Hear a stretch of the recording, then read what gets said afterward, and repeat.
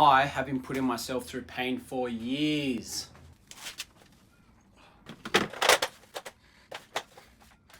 Not anymore. Let's fix it now. So you may have noticed over the last year, I've been working on a lot of hand tool work, dovetails, things like that. I'm using my bench a lot more than just a lathe bench. So instead of stuffing on that little step stool, I'm fixing that. So things I want to go over in this video today, I want to show you how easy it can be to actually steam bend some wood. It's something I've been looking at doing for a while now, and I'm going to show you some easy steps and tricks to get started in your own small shop or in a bigger shop. Doesn't matter, you can do it any way you want. First thing I found was that it's actually quite achievable. For about 80 to 100 bucks, you can get a sheet of black form ply from a hardware store. The next thing you'd need is a steamer. You can use anything that makes steam. I've got a Wagner wallpaper steamer.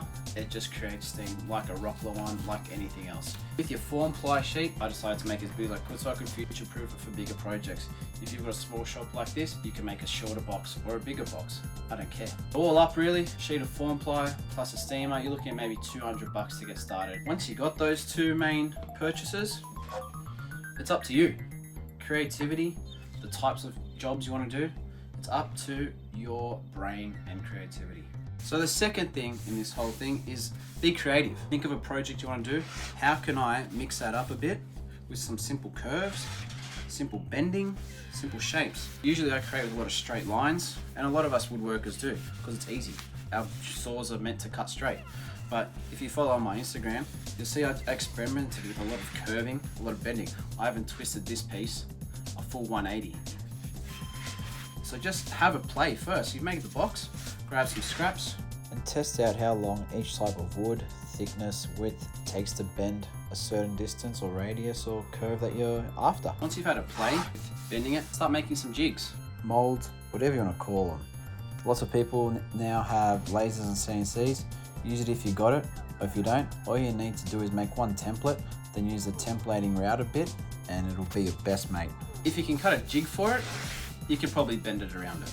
Making jigs is a real good problem-solving activity because it just helps you realize what your potential is and what your capabilities are. Once you've done all that learning, it brings us to number 3. Fail. Fail a lot. You should expect to not get it on the first time. You'll see, I've failed a few times. A lot of cracking, a lot of things just didn't bend, didn't steam for long enough. These are the things you'll learn. You gotta have a go. If you don't have a go, you'll never find out what's going to work for you in your shop or for your designs. And yeah, making multiple jigs, it can get costly. But get onto Marketplace, go see scrap bins, go to dumpsters, look at garage sales. People are getting rid of plywood, form ply, MDF all over the place. You just got to be a little bit hungry for it and go looking for some of that cheaper material to fail on. Once you've failed on that cheap stuff, then you can spend some more money making more permanent jigs. So this jig now, I could make another set of it, but as you'll see through this video, this is probably going to definitely be a one-of-one product. But if you're worried of failure, there are simple projects to try on, not something as crazy as this. Don't get me wrong, steam bending is a very time-consuming process. You got to make the jig, that could take you a day or so. You got to steam the wood, there's a couple of hours there, and you got to watch it. Once you've steamed the wood, you got to clamp it up in your jig for at least a day or two to let the timber acclimatize to its new moisture content, or to let the wood acclimatize to its new shape. Once it's dried for a few days, put it apart, glue it up. Let that sit for a couple days. Once it's dried for a few days, pull it apart, and slowly, you end up getting all your bits and pieces together. And you can see why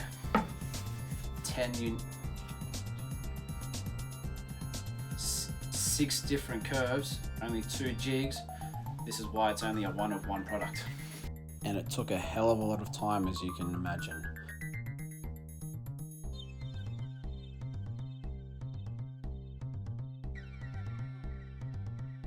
So the 3 key things I learned about this whole thing was it's easy to get started, be creative, and fail. Enough with the lessons learned. I'm going to tell you some tips and tricks that you can use in your steam bending builds. First tip, when starting out doing something like this, start off thin with your layers. We're talking 2 or 3 millimeters if you can do it. The thinner it is, the less you actually have to steam it for, and the easier it'll bend. you can get away with tighter curves, and it'll just be a lot easier to bend around those curves and hopefully get a lot less cracking as well. Another tip when it comes to steaming, keep your eye on the steamer. You've got to watch that water level drop. It can drop quite rapidly. And if there's no water, there's no steam. And if there's no steam, then there's no point. Or you're just wasting time and it'll lose whatever steam it had in there, and you've got to start again and you wasted another hour. Don't ask me how I know that. My next tip would be build a solid mold. Make sure it can withstand all that clamping pressure and the pressures of clamping timber into not a natural shape that it was intended to. The next tip I've got for you is to use a polyurethane based glue. PVA is good and fine, your tight bonds and stuff, but the polyurethane, it foams up, it can fill any gaps. I didn't use it on the initial parts of this, I found out about it a bit too late, but I did use it on the top and other projects I've already done already, and it works great. It's messy, it's hard to clean up, but in terms of holding power, it'll do the trick. And my final tip is to cut a lot of spare veneers before you start bending. You never know when you're going to make a mistake or if one's going to go wrong. You just got to plan for those things, and steaming takes a long time, so you may as well have some backups ready to go in case one of these unfortunate accidents happen.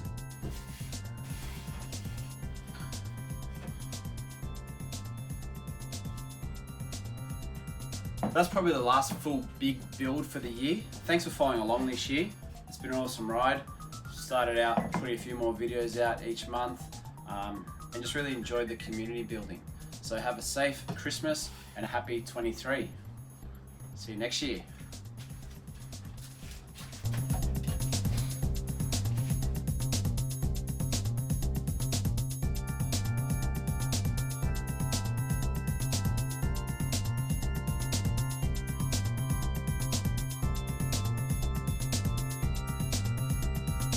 One take.